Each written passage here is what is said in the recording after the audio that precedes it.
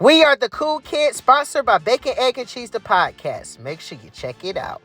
So let's get straight into the video. If you're a comic book fan, then you're probably familiar with the character Black Panther. He's really big. The first Black Panther movie did really good in the box office. The suit was amazing, the fight scenes was amazing, and also he's an Avenger. But tragedy struck right after the success of the first Black Panther movie. We lost the lead character, Chad Boswick. He played the character of Black Panther so well that a lot of people didn't want him recast as somebody else. They just wanted him to keep the role.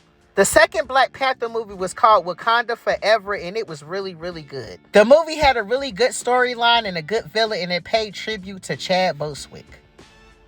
When the world got the news of a Black Panther 2, we was kind of wondering where they was going to go with the character. But we got our answer. In this movie, we got to see the lead role played by a female.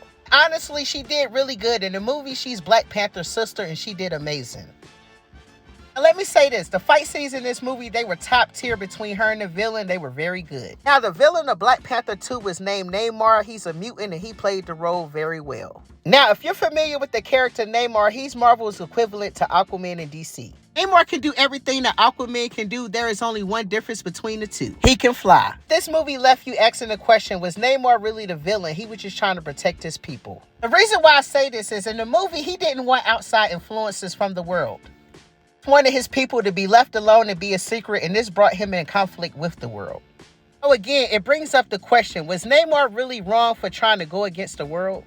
So towards the end of the film, it was revealed that the original Black Panther actually had a son. And this is really important. I believe that it sets Black Panther up for the future. You don't have to recast the character of Black Panther. You could just let his son take up the mantle in his father's name.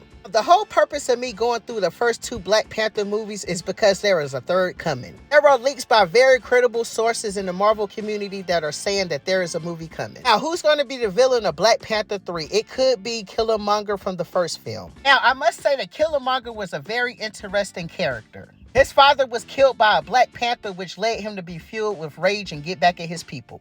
After watching the first Black Panther, it kind of made you wonder, was Killmonger really wrong? He was abandoned by his people. He just wanted to take his rightful place as king amongst his people. Killmonger had one flaw. He wanted to lead by destruction and violence. He didn't want to lead his people in peace. He wanted to actually conquer the world and show them who they were. Now, the second person who could be a villain in Black Panther 3 is no other than Dr. Doom. Now, depending on which comic book you're reading, Dr. Doom sometimes is a villain, sometimes a hero. Be a threat to the world and the universe, just like the supervillain we all know, Thanos. In the comic books, Dr. Doom has went toe-to-toe with the Avengers and the Fantastic Four.